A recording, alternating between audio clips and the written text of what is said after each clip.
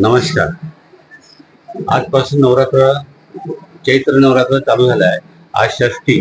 आजपासून देवीचा घट बसतो. आणखी चैत्र नवरात्र चालू राहते. त्याचप्रमाणे आज सकाळी 5:30 वाजता आपला महापूजा झाली. त्यानंतर आरती झाली. त्यानंतर आरतीनंतर आपल्या इथलं पालखी एक निघते की जे एकविराला जाते. इथून हळद खेळत ते यावेळी घोडा पण होता सोबत. त्याच्यात सगळे आपले सेवेकरी लोक आणखी भाविक लोक मिळून ते एकविराच्या दर्शनाला गेले. त्याचप्रमाणे आता ही नवरात्र आता हे पौर्णिमेपर्यंत चालू राहणार आहे. पौर्णिमा म्हटलं तर देवीचा महापूजा लास्ट दिवस आहे यात्रेचा. त्या दिवशी आपण रात्रभर देवीचं अभिषेक आणखी आरती, त्याचप्रमाणे पूर्ण शृंगार करतो. कपडे पूर्ण काढून दही दुधाने आंघोळ राहते. त्यानंतर मग आरती राहते. त्या दिवशी आपल्या दुपारी मग 1 वाजता मग घट उठतो. त्याप्रमाणे प्रशासन आणखी महाकाली देवस्थानाकडून जे काही भाविकांसाठी सोय आहे ते केलेली आहे. जशी यावेळी फागरची व्यवस्था केली आहे की जेणेकरून रांगेमध्ये पूर्ण फागर लावले आहे की जेणेकरून थोडासा थंडावा राहील.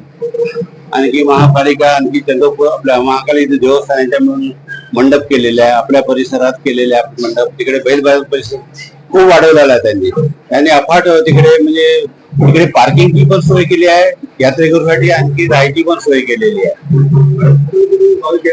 साधारणतः आपल्या इथं भाविक मराठवाड्याचे जास्त येतात.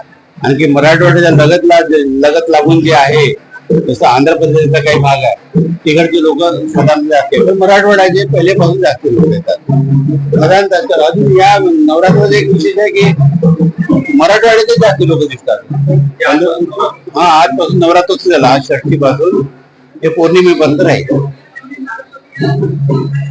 पासून माता महाकाली नवरात्रोत्सवची यात्रा सुरुवात झालेली आहे.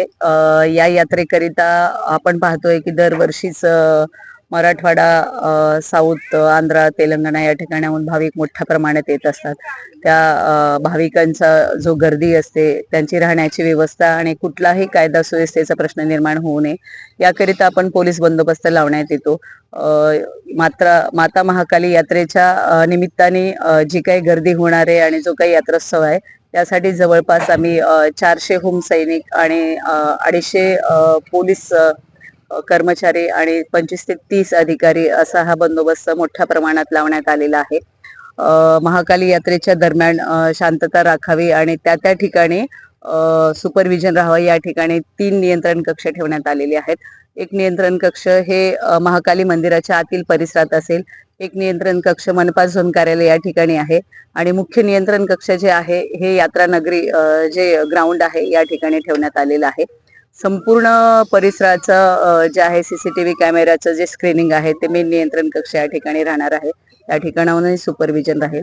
वेगवेगळ्या टीम तयार करण्यात आलेल्या आहेत. त्याच्यात चेन स्नॅचिंग टीम असेल, छेडछाड पथक असेल, पेट्रोलिंग पथक असेल, फिक्स पॉइंट असेल, रांगा दर्शन असतील किंवा शॉपिंग झोन असतील किंवा जे मंदिरात येणारे भाविक आहेत, यात्रेकरू आहेत, त्या ठिकाणी त्यांची राहण्याची व्यवस्था आहे, त्या ठिकाणचा बंदोबस्त, आंघोळीचे ठिकाण आहेत, या सर्व ठिकाणी पोलीस बंदोबस्त हा लावण्यात आलेला आहे.